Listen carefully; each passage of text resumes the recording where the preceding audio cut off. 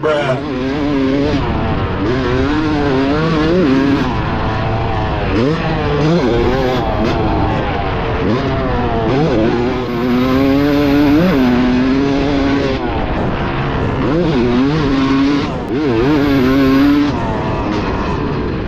we're going to be going over and organizing this video into 3 parts. What mods I have done to the bike thus far, my experiences riding the bike and what I notice, like things that I do like and don't like. And then 3, I'm going to be going over some of the future plans of mods that I want to do to the bike, and also asking you guys to comment below if you have any experience with the YZ250 on any of my complaints, things that might could help me, or just mods that you guys would recommend.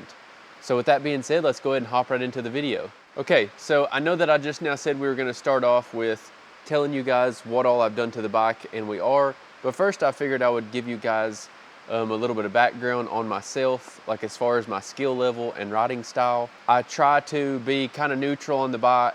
I don't really like to move forward and backwards a lot, but with this bike I have learned that I kind of have to. And as far as like speed goes, probably like a C class or very, very, very slow last place B class guy. We're out here in the East Coast. We are located in Kentucky, so the type of tracks that we're riding is all MX. I don't do any trail riding really. I've tried. I just don't really enjoy it. I pretty much grew up trail riding. I'm 26 years old, and I've been riding pretty much my entire life, but you would never know that because I'm still not very good. Anyway, with all of my gear and stuff on, I weigh 190 without. I think I weigh like 202 with. That's gonna lead me into the first thing that we've done to the bike, because we've actually not done a whole lot to the bike. So it does have a 58 rear spring, and then I actually took some 52 front fork springs and I put one of them in one fork. So they come stock with the 44. I put a 52 in the other fork, and then that averages out to a 48. So for my weight, 190 pounds, I like my suspension a little bit stiff usually. So we've got 48 in the front, 58 in the rear, and I'm currently running the sag right at 100, and we'll maybe go over that a little bit more in this video on what I've tried with the sag and what I noticed. And then as far as aftermarket, or parts that are not factory from this bike since it was new in 2021, I have a Dunlop MX34 rear tire with a MX3S. It's a Dunlop front tire. I do like the MX3S front tire, I think, more than the MX34. I do really enjoy the MX3S on the 2-strokes. And then there's a lot of people that agree with that as well. From where it's a 2-stroke, you can kind of get on the front of the bike more and put more weight on the front tire. So the MX3S is, I believe, a stiffer carcass, and you can, put more weight on it. I think, I could be wrong. We've done the fork springs, and we've done the rear shock. Fork oil in the front, we're running 11 ounces of fork oil. We've done the Guts Racing seat cover. We run these on all of our bikes. I've always ran a Guts Racing seat cover. I absolutely love Guts Racing seat covers. It's something that I literally have to have. Backyard designs for the graphics, and then the bike kind of goes from blue to black towards the rear. It's kind of old school, something that used to be super popular back in 2015, 2014. You've seen it a lot, and that's just kind of my style. I really like that. As far as performance goes, we've done absolutely zero jetting. We still have the 50 Pilot and the 178, I believe, main jet, or 175. I think it's 178. Still have the stock needle at the factory position. I've literally never touched the carburetor on this bike. It runs really good, but I think I can get it better, and we'll talk about that in this video. This is the factory pipe that I actually vapor blasted and done the blue heat welds, glued the welds on it. So it's just the stock header expansion chamber. And then I have, I don't know if you can see it under here, I'll try to include some B-roll footage, but I done the R304 Shorty. Huge shout out to Davey Boyd. I picked that thing up for either 50 or 75 bucks, so got a great deal on that, couldn't pass it up. And I do feel like it made the power delivery maybe a little bit more aggressive, which I like. I'm not gonna say that it made a humongous difference, it's just a slip-on, just the silencer, but I think that it did make a little bit of a difference. Yeah, so I guess that's all for the mods section of this, and like I said, at the end of the video, we'll talk about things that we plan on doing. but she's pretty much stock other than springs and tires and graphics. I'll wait for my rinky-dink tripod to quit moving. So that's gonna take us to part 2 of this video, my experiences with riding the bike. So we've got probably 15 hours, between 10 to 15 hours, I think, on the bike. I don't have an hour meter, I'm just kind of guesstimating. 3 or 4 of those hours being trail riding, and I know I just now said that I don't really trail ride. So I did take it trail riding one time with my dad, and that was pretty fun. It was a few days after I picked up the bike, just trying to get used to it and stuff, making sure it was gonna run okay and be a decent bike, because I actually did buy this bike secondhand. I bought it off of the original owner, super trustworthy guy, and he goes to one of the local tracks, and there's quite a few people that know him and say he's a good guy and say that he's honest. And he used to race back in the day, I believe, but he seemed to think that the bike had between 20 and 30 hours on it. So I would say that this bike has anywhere from 30 to 40 hours on it now, if that. I really don't know that this bike had 20 to 30 hours on it. I think that was just kind of a rough guess, but I think it had less. Whenever I bought it, it was 100% bone stock. There was not a single part on this bike that was touched. It still had the factory silencer, factory graphics, factory seat cover, all of the clickers. I checked over all of the clickers. They were all bone stock. There was only this foot peg was a little bit bent, and I actually heated it up and bent it back. It still had the original tires on it, and the original tires still had tons of tread, which they are the MX-52s, so they're a little bit harder compact tire. Anyway, the bike is in fabulous condition. I know it's dirty right now. Usually I've got it absolutely spotless, but we just now went riding at Nelson Valley and filmed some content. I want to go ahead and go over things that I've noticed since riding this bike coming off of a 2024 YZ450, so that's what I'm kind of comparing this to. I can definitely feel like I'm sitting down in the bike more. I'm not sitting on top of the bike. It's a little bit harder for me to move my body weight forward and backwards. It takes a little bit more energy to move my body weight forward and backwards, and I feel like it's way more sensitive to body weight and body positioning versus the 450. I definitely have to ride back on the back of the bike to get a lot of rear end traction, and I definitely have to ride on the front of the bike, get up here on the gas tank to get a lot of front end bite in the corners and stuff. And then as far as sag goes, I've tried 100 millimeters of sag, and I've tried 105 millimeters of sag, and I've not tried 95 yet. I did try 90, but it just felt too high. I could probably try between 95 and 100 and maybe find something a little bit better. Fork height, we're running 5 millimeters raised up in the triple clamp, so we've got 5 millimeters of fork height exposed, and that seems to be a sweet spot. I've ran flush and 5 millimeters. I definitely liked 5 millimeters more. I'm definitely the type of rider that likes the feel on the front tire, a pivot into the corners. I've got a lot of 4-stroke in my brain, so I like to take the insides, and I know that's bad for a 2-stroke. I've been trying to switch over and learn, so it's been kind of helping me expand my riding skills and definitely fine-tune my riding skills, because I just rode a 2026 YZ450 at the track this last weekend, and I felt better on that YZ450 than whenever I owned my YZ450 after putting 10 to 15 hours on this bike. So I think that riding this bike for a year or so and then picking me up another 450 and having this thing, you know, just to burn some laps on here and there will definitely be in the bingo card for 2026.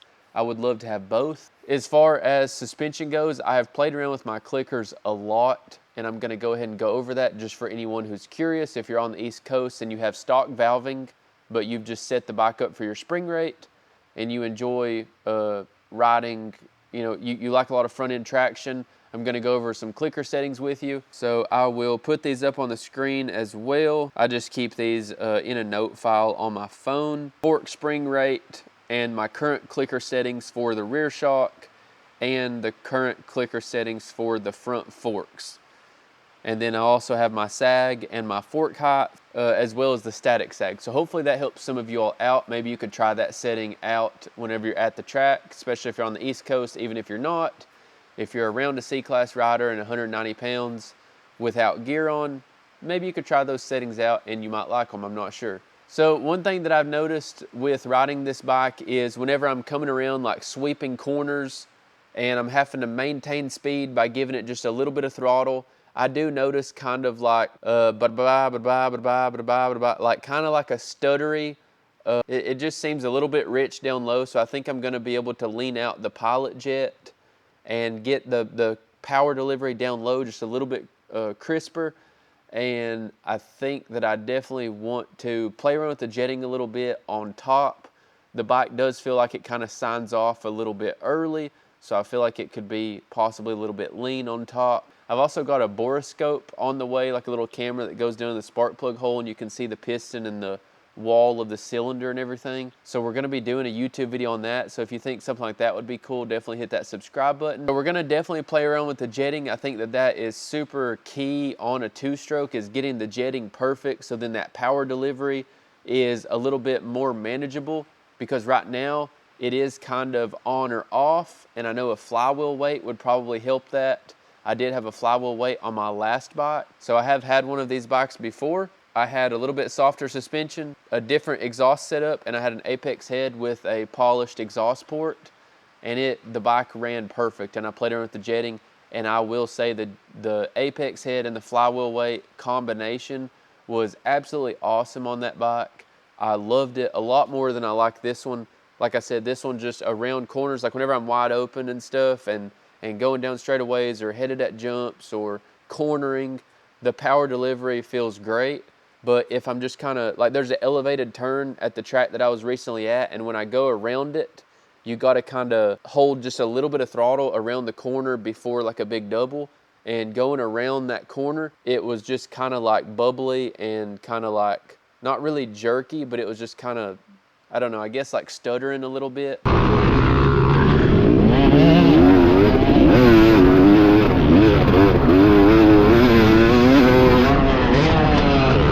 So I definitely want to play around with the jetting, you know, down low. Up top, like I said, I feel like it signs off maybe a little bit early, so I'm going to play around with the main jet as well. Overall, for it being stock out of the box, it runs really, really good for where I'm at. And I've rode the bike in a couple of different temperatures because the weather's crazy here. And it seems to be a really good setting all the way around, just stock jetting. We're at 1.5 turns out on the air screw, so I'm definitely going to try 2 turns out, and then I'm going to try 1 turn out and see what kind of difference that makes, to see which way we need to go with the pilot jet. Okay, I hope I haven't bored you guys too much just yet. We are almost done with the video. We're moving on to the last part of the video, mods. What mods am I going to be doing to the bike? I want to definitely get some foot pegs, so I want to do foot pegs to get some more traction on my feet. I've got the grip tape on the frame, and that I think made a huge difference. I love that. So I'll probably throw some new grip tape on the frame to get some of the grip back. And then I want to definitely do an Apex head or a Mototech head. I want to play around with the jetting, so that's kind of a mod, even though that's just a necessity. As far as the expansion chamber, I cannot decide between, I definitely want to do Pro Circuit just so it matches the silencer. I know that may sound kind of weird, you know, you should do whichever one like runs the best and you like the best, but I want to do Pro Circuit for sure, and I want to do the Works pipe. But I found last night a Pro Circuit 2 or something like that. If you guys have seen the Pro Circuit 2, comment below and let me know if you've tried them back to back. It said something more about how it was targeted to low to mid-range, I guess, and then like the normal like Works pipe is like the Pro Circuit that I've always heard of gave you so much more power on top. But the Pro Circuit Platinum 2 or something like that, it also said that it was made out of like a thicker metal.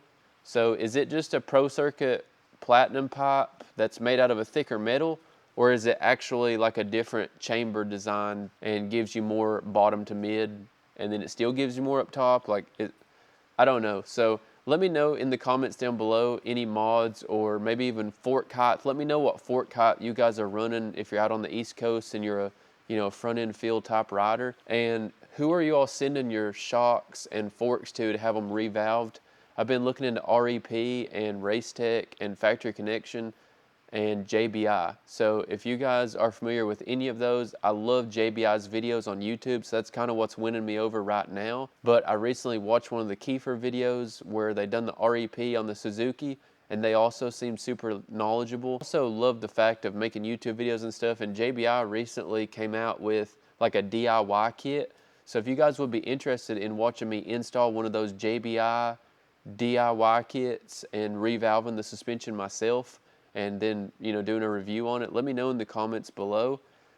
But yeah, that's gonna be pretty much all for the mods. If you guys have any mods that you think I should do other than, oh, I think I forgot the flywheel weight. I probably will throw a flywheel weight back on it. So if you guys have any recommendations for me, or if you enjoyed this video, hit that subscribe button down below, drop me a comment, leave me a thumbs up. And if there's anything that you feel like I got wrong with my clicker settings or things that I should try, and you're super knowledgeable about clicker settings, make sure you comment below and let me know what I should try next time I'm out at the track. But that's going to be all for today's video. Thanks for watching. Always remember, everybody starts out as a nobody, and I'll see you in the next one. Peace.